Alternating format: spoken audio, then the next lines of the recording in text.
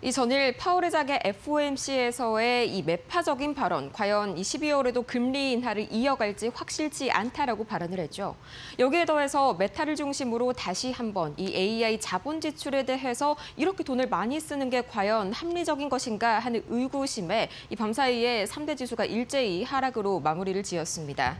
다우 지수가 0.23% 하락했고요. 나스닥 하락폭이 꽤나 깊었습니다. 1.57% 하락했는데 이 메타가 거의 10% 가까이 낙폭을 키웠고요. 또 어제 마이크로소프트도 마찬가지로 실적을 발표했는데 정규장에서 추가로 약 3%에 가까운 하락폭을 이어나간 점도 나스닥을 끌어내렸습니다.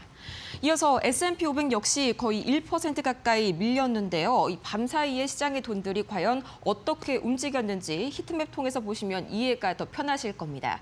바로 보도록 하겠습니다. 우선 초록불이 이 상승불이고요. 빨간불이 하락불인데 오늘은 한눈에 봐도 이 대형 빅테크주들 위주로 하락불이 굉장히 강하게 켜져 있는 모습입니다.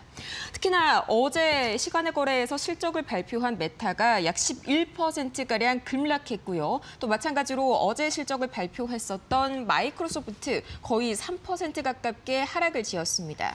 추가적으로 어제 메타도 실적을 발표를 했었고 또 이어서 계속해서 알파벳도 함께 실적을 발표를 했었는데 다행히 알파벳은 이 세 가지 종목 중에서 가장 우호적인 이 실적 평가가 이어지면서 반대로 2.45% 급등했고요. 이 빅테크 중심의 이 하락세가 두드러지면서 나스닥의 하락폭이 깊었다는 점 다시 한번 체크해 보시길 바랍니다. 이 11개 업종 중에서 부동산과 또 금융 쪽 그리고 헬스케어를 제외한 거의 모든 업종들이 다시 한번 하락세를 켰는데 전반적으로 기술주가 약세를 보이다 보니까 자금이 일부 가치주로 이동한 것이다라고 생각하시면 되겠습니다. 그러면 이 밤사이에 시장을 움직인 이슈 세 가지 만나보도록 하겠습니다.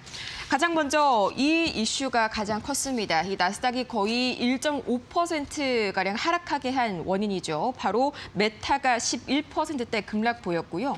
이 마이크로소프트도 역시나 이 실적에 대해서 높은 이런 기대치를 충족하지 못하면서 약 3% 가까운 급락 나왔습니다.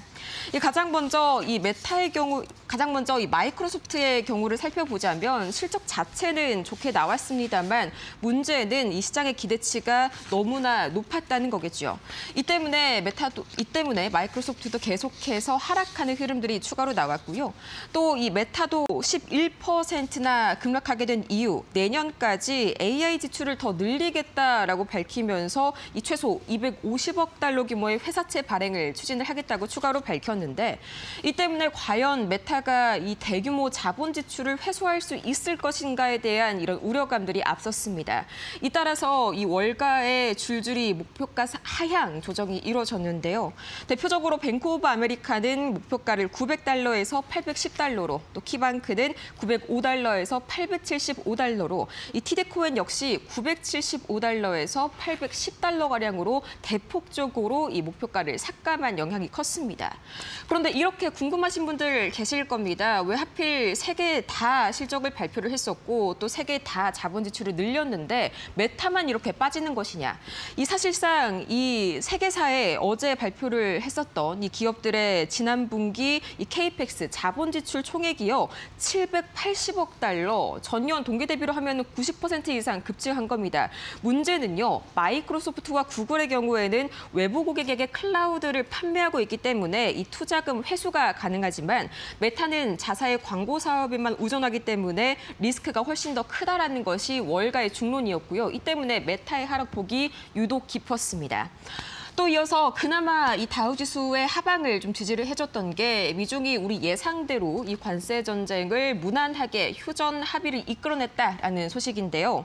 우선 미국 측은 펜타닐 관련 관세를 기존 20%에서 10%로 낮추게 됐고요. 수많은 이 대중 관세 중에 이 펜타닐 관세가 하나이기 때문에 결과적으로 봤을 때에는 대중 관세가 평균 55%에서 45% 수준으로 10%포인트 낮아지게 되는 겁니다. 또 반대로 중국은 애플은 히토류 수출 통제를 1년간 유예하게 됐고요. 또 펜타닐을 단속하고 미국산 대도 수입을 재개하겠다고 밝혔습니다.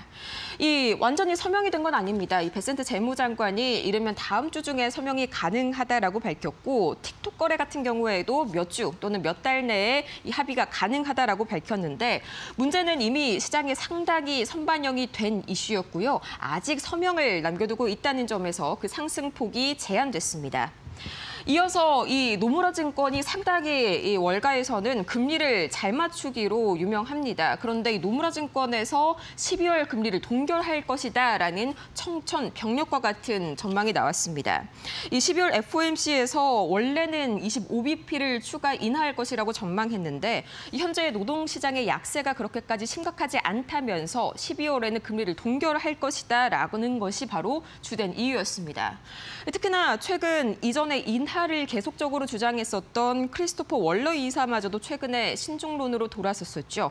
다시 한번 연준 내 분위기가 이 매파 쪽으로 좀 심각해져 가고 있는데 이 때문에 현재 패드워치 툴에 따르면 12월 들어서 25bp 인하를 단행할 확률이 70%까지 큰 폭으로 주저앉았습니다. 이 FOMC 직전만 하더라도 거의 97%에 달했다는 점을 본다면 큰 폭으로 인하 기대감이 꺾인 건데 반대로 이 동결 가능성은 현재로서는 27%, 절대 무시할 수 없는 수준입니다. 이어서 밤사이에 이런 영향들을 그대로 받아간 특징주 상황 만나보도록 하겠습니다. 가장 먼저 테슬라 주가 보도록 하겠습니다. 테슬라가 굉장히 큰 폭으로 꺾였습니다. 기본적으로는 이 테슬라가 금리 인하의 가장 대표적인 수혜주죠. M7에서는요. 이 때문에 금리 인하 기대감이 꺾이자 기본적으로 테슬라 주가가 빠지기 시작했고요. 또 가장 첫 번째로 악재가 하나 있었습니다. 이 사이버 트럭이 출시가 된 지 2년이 채 지나지 않아서 벌써 10번째 리콜을 단행했다는 소식이 굉장히 악재로 작용이 됐고요. 전체 물량의 약 10% 정도가 리콜이 될 것이다라는 그런 소식이 전해졌습니다. 또 이어서 아마존도 살펴보도록 할 텐데요. 약 3.23% 정규장에서는 하락했습니다. 이 오늘 바로 종전에 실적을 발표를 했었는데 우선 정규장에서의 내린 이유를 보자면은 실적 발표를 앞두고 똑같은 전자상거래 기업인 이베이가 이 4분기 가이던스에서 실망감을 안기면서 13% 가까이 급락하는 흐름을 보였습니다. 이 때문에 정규장 내에서는 상당히 우려감이 커졌는데요. 지금은 현재로선 분위기가 바뀌었습니다. 바로 시간의 주가 흐름 보도록 하겠습니다. 현재 아마존의 주가 거의 11%가량, 12%가량 이 상승하는 그런 흐름들이 나타나고 있는데요. 3분기 호실적은 물론이고요. 또 시장에서 가장 크게 이 숨죽이고 바라봤었던 아마존 웹 서비스에 대한 매출 성장이 상당히 폭발적인 것으로 나타났습니다. 이 전년 동기 대비해서 20% 가까이 급증을 한 건데 가장 이렇게까지 성장 속도가 빨랐던 적은 이번이 처음입니다.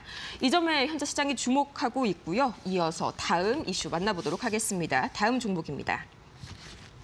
엔비디아 주가는 약 2%가량 떨어졌습니다. 이 미중 정상회담에 있어서 엔비디아 관련 이슈도 언급을 할 것이다라고 트럼프 대통령이 이야기를 했었는데 실제로 엔비디아 칩의 중국 접근에 대해서 이걸 허용할 것인지 말 것인지 이런 언급은 있었습니다만 가장 최신 칩이죠.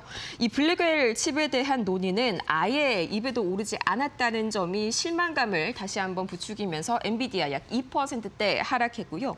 또 나머지 M7 종목들 흐름 만나보도록 하겠습니다. 가장 먼저 구글은 좋은 흐름 보였습니다. 종전에 말씀드렸다시피 어제 실적을 발표했었던 세 가지의 이 M7 종목 중에서 가장 호실적을 발표를 했다라고 평가를 받고 있는데요. 2.45%가량 급등하게 되면서 거의 모든 분야에서 눈에 띌 만한 그런 매출 성장을 보였다는 점이 오늘 주가를 끌어올렸습니다. 이어서 애플은 0.63%, 이 정규장에서는 약간의 눈치 보기 장세가 돋보였는데요. 이 강력한 아이폰 수요에 과연 실적이 응답을 해줄 것인가, 그 결과 바로 보도록 하겠습니다. 이 종전에 실적을 발표했었던 애플, 지금 시간의 거래에서 약 4%대 급등하고 있는데요. 바로 실적이 발표가 되자마자 주가가 반응하는 그런 움직임들이 나타나고 있습니다. 다시 한번 3분기 이 매출을 통해서 그동안의 애플의 이런 획기적인 인기들이 다시 한번 증명이 됐고요. 또 가이던스도 굉장히 나쁘지 않습니다. 우려를 깨고 다시 한번 애플 이 실적 기대감에 부응하면서 시간의 거래에서 강한 흐름 보여주고 있고요. 오라클이 오늘 6% 이상 급락했습니다. 이 여러 가지 악재가 겹쳤는데 첫 번째로는 이 최근에 내부자가 주식을 크게 매도했다는 소식이 발목을 잡았고요. 또 시티가 투자 등급을 기존 이 매수에서 매도로 하향 조정한 점도 영향이 컸습니다. 거기에 더해서 이 짐 크레이머가 나는 현재 오라클이 제일 걱정이다, 오라클만 걱정이다 이렇게 밝히면서 다시 한번 이 오라클의 그간 수많은 자본 지출에 대한 의구심에 불을 지폈는데요. 이 때문에 다시 한번 오늘 빅테크들의 투심 흔들렸다는 점 참고해 보시면 좋을 것 같습니다. 이어서 매크로 지표 흐름 보도록 하겠습니다. 네, 조금 더 추가적으로 보자면요. 오늘은 이 특징주 중에서 제약바이오 관련주들이 상당히 눈에 띕니다. 가장 먼저 모더나가 13% 가까이 올라섰는데 이 대형 제약사와 어떤 거래인지는 구체적으로 밝히지는 않았지만 매각을 포함해서 광범위 협상을 진행 중이다라는 소식이 기대감의 주가를 끌어올렸습니다.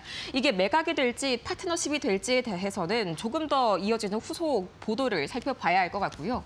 이어서 일라일릴리도 3.8%가량 올라섰습니다. 이 실적을 발표를 했는데 호실적과 더불어서 이 4분기 가이던스 상향도 마찬가지로 긍정적인 영향 미쳤고요. 이 무엇보다도 가장 큰 기대를 모았었던 비만 치료제, 당뇨병 치료제죠. 젯바운드의 3분기 판매량이 이 전분기 대비해서 2배가량 상승했다는 소식이 주가에 긍정적인 영향 미쳤습니다. 또 이어서 메세라 마찬가지로 이 제약바이오 중에 하나인데요. 이 밤사이에 굉장히 주가가 큰 폭으로 뛰었습니다. 이 노보노디스크가 현재 메세라의 종가 기준으로 거의 48%에 가까운 프리미엄을 붙여서 인수를 제안했다는 소식이 다시 한번 이 투심을 뜨겁게 달아오르게 했습니다.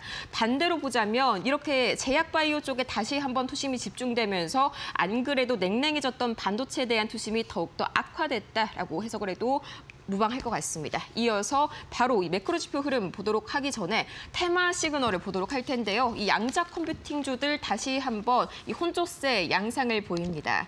이 리게틱 컴퓨팅과 디웨이브 시스템은 7.89% 그리고 5.43%, 그 전일 급락에 따른 되돌림이 나온 가운데 이 가상자산은 다시 한번 큰 폭으로 내리고 있습니다. 이 비트코인이 밤사이에 약 3%가량 하락했는데 이 때문에 마찬가지로 관련주들 약세를 크게 보였고요. 또 원자력과 우라늄, 오클로가 약 4%, 또 뉴스케일 파워가 2%가량의 하락세를 보였는데 계속해서 이 원자력과 우라늄 관련해가지고 계속해서 이 유상증자 이슈들이 발목을 잡고 있습니다. 특히나 오클로 쪽에서 증자 이슈가 나오면서 다시 한번 우려감을 키웠다는 점 체크해 보시면 좋을 것 같습니다. 이어서 이 국제유가 필두로 이어서 다른 매크로 흐름들 보도록 하겠습니다. 이 WTI 국제유가는 여전히 60달러 선에서 등락 거듭하고 있는데요. 사실 미중 무역 합의가 나왔음에도 불구하고 큰 변화는 없었습니다. 이게 완전한 휴전이 아니라 일시적인 휴전이라는 점에 사실상 시장이 회의적으로 반응을 했기 때문이고요. 원달러 환율은 다시 한번 4원 가까이 오르면서 1,430원 돌파를 했습니다. 이 달러 강세의 영향이 컸는데요. 밤사이에 달러 인덱스가 다시 한번 이 99선 후반대까지 돌파하는 움직임이 나타났습니다. 이 파월 의장의 전일 FOMC 기자회견에서의 매파적인 발언과 더불어서 또 엔화 약세가 진행이 됐기 때문인데요. 우에다 BOJ 총재가 이 데이터를 조금 더 지켜보겠다고 언급을 했습니다. 이번에 BOJ가 금리 동결을 발표를 하면서 말이죠. 이 때문에 달러가 강세를 보이면서 다시 한번 원화는 상대적으로 약세 보였고요. 비트코인도 3.68% 하락하는 움직임들이 나타나고 있습니다.